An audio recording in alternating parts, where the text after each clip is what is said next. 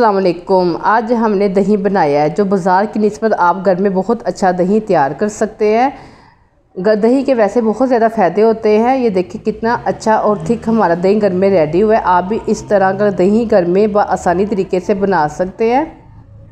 ये देखिए बिल्कुल मलाई की तरह मुलायम और कितना अच्छा हमारा जो दही है वो रेडी हुआ है। इसके लिए सबसे पहले मैंने दूध लिया है।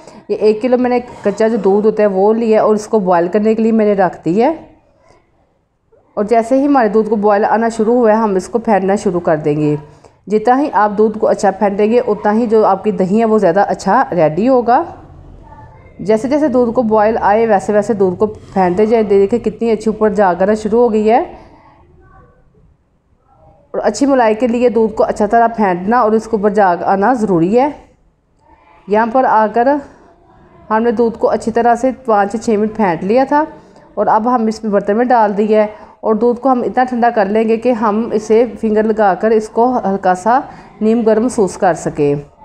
और यहाँ पर मैंने 1 चम्मच फुल भर के दही का लिया है और साथ में फिर मैंने थोड़ा सा आधा चम्मच इसके अंदर दही लिया है। ये इसके अंदर लगा देंगे अच्छी तरह से मिक्स करके। एक साइड पे आप अच्छी तरह से इसको मिक्स करें